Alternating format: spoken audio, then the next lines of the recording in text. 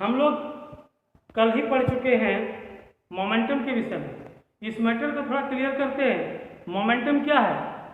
हम आपको बता रहे हैं कि the product of mass and velocity is called momentum.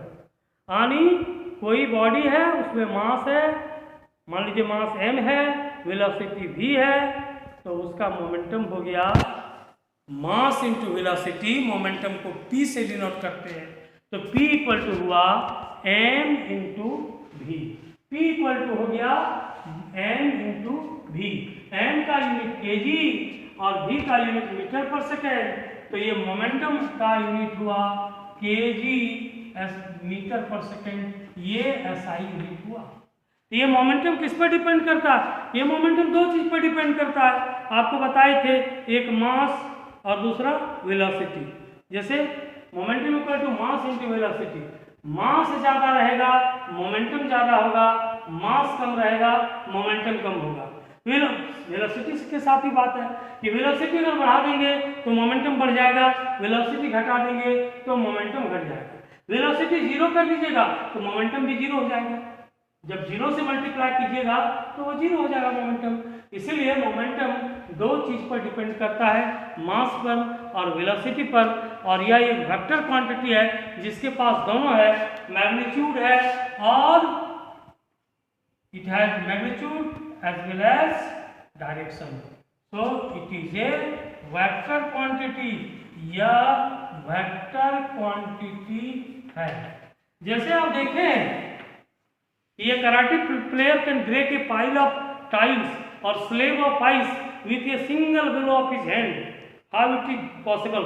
आप देखते हैं कि कराटे प्लेयर टाइल्स रख देता है, कई 10-12 8, और एक बार मारता है हाथ से तो टुकड़े टुकड़े कर देता है। कैसे? यही मोमेंटम के चलते। शॉर्ट टाइम में फास्ट स्पीड से, जब स्पीड फास्ट हो जाता है तो मोमेंटम भी हाई हो जाता है, और कम टाइम में मोमेंटम जब जीरो होता है तो लार्ज फोर्स एक्ट होता है, और पाइल ऑफ टाइल्स और slab of ice broken into pieces by the correct karate player according to this physical laws. इसी मोमेंटम के चलते ऐसा होता है। आगे आपको बता रहे हैं Newton second law of motion. ये भी आपको अच्छी तरह से बता दिए हैं, समझा दिए हैं। मोशन है, इस Newton second law of motion को देखिए। Newton second law of motion, second law of motion, Newton second law of motion क्या है आपको लिख करके बताए हैं। The rate of change of momentum is directly proportional to the applied force and takes place in the direction in which the force acts. The rate of change of momentum, momentum का जो changing होता है वो किसका proportional होता है? Applied force का। और उसका डायरेक्शन क्या होता है? The rate of change of momentum is directly proportional to the applied force and takes place in the direction. जिस डायरेक्शन में फोर्स रहता है वही उसका डायरेक्शन होता है। ये है Newton second law of motion. इसमें आपको बताए थे the rate of change of momentum F is directly proportional to mv minus mu by p। mv minus mu by p ये क्या है? ये इनिशियल मोमेंटम है।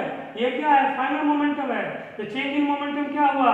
mv minus mu, p से मल्टीप्लाई किए, क्या हो गया? Rate of change of momentum हो गया mv minus mu by p।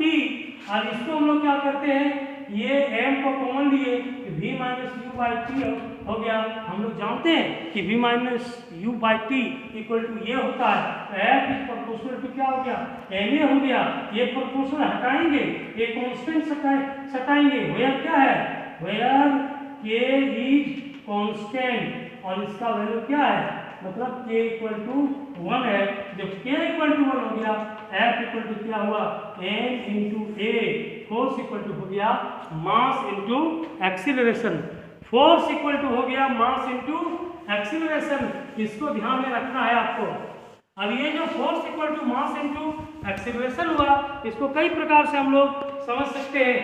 F equal to हो गया m इंटू ए, तो a इक्वल टू क्या हो गया? F by m। यानी acceleration directly proportional to force, inversely proportional to mass.